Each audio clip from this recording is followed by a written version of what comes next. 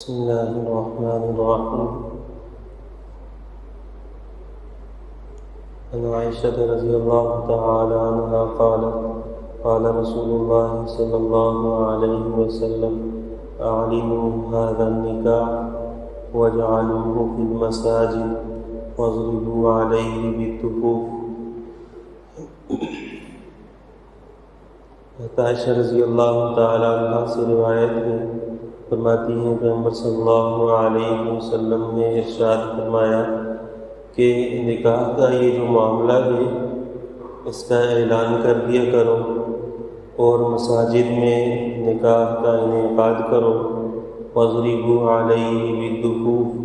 اور نکاح کے موقع پر دف کے ذریعے اعلان کر دیا کرو۔ نکاح کا باب چل رہا تھا۔ نکاح اور زنا میں بنیادی فرق یہ ہے کہ نکاح میں گواہ ہوتے ہیں، لوگوں کو پتہ چلتا ہے کہ نکاح ہوا ہے، پھر اس کے بعد میاں بیوی کا آپس کا تعلق ہوتا ہے،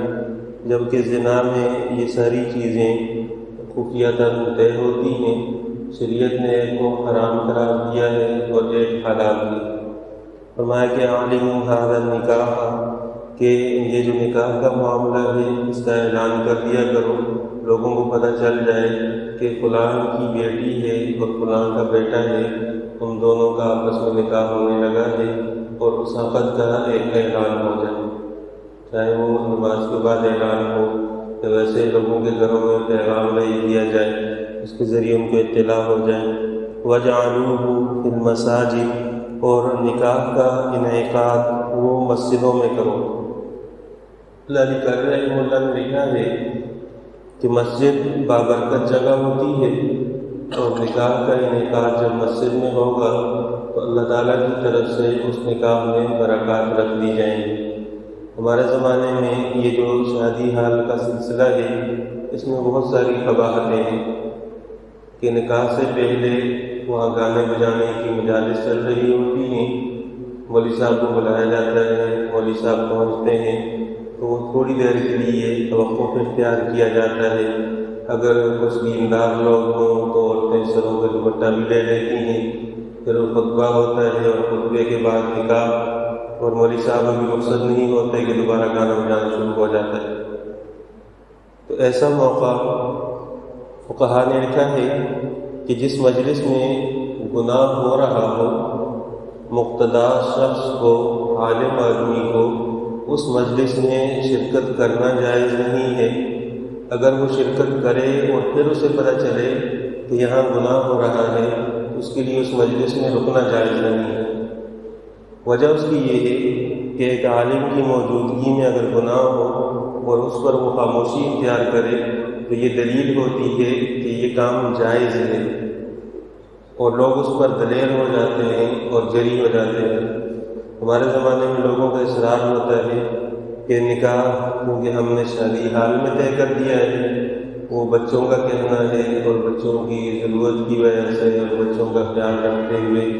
تو اس حدیث کی مخالفت ہے شادی حال میں نکاح کروانا،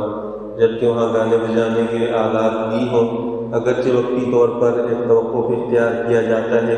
اور بعض اوقات ایسا بھی ہوتا ہے کہ وہ وقتی توقف بھی اختیار نہیں کیا جاتا۔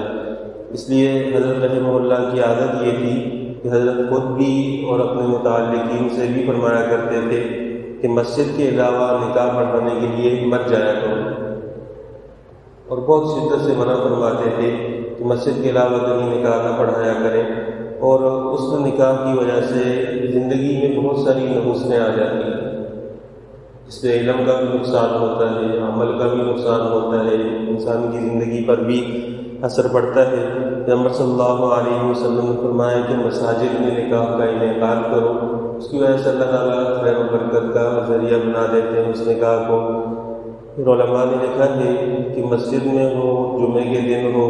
تو جمعہ کا دن زمانے کے اعتبار سے بہت اچھا دن ہے، اور مسجد مکان کے اعتبار سے بہت اچھی جگہ ہے، تو اللہ تعالیٰ کی طرف سے اس نکاح میں اور اس سے آئندہ آنے والی نسلوں میں برکات اور ثمرات رہتے ہیں۔ تو میں وَاضْرِبُوا عَلَيْهِ بِالدُّفُوفِ، یا تو خوشی کا اظہار کرنے کے لیے دف بجا لیا جائے۔ پہلے دف کے متعلق تفصیل گزر چکی ہے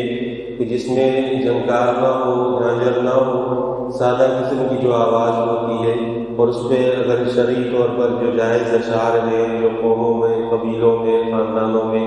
بطور فخر کے اپنے آباء و اجداد کا ذکر ہوتا ہے، اس طرح کے اشعار اگر بچیاں پڑھ لیں تو شریعت نے اس کی بھی اجازت دی ہے، لیکن ان اشعار کو لے کر اور دف کو لے کر ہمارے زمانے کے گانوں پر ناچنا اور رقص کرنا اور اس کے لیے دلیل بنانا یہ جائز نہیں۔ شریعت نے جو حدود متعین کی ہیں ان حدود کے اندر رہتے ہوئے خوشی منانے کی اجازت ہے، اور بعض حضرات نے دف بجانے سے مراد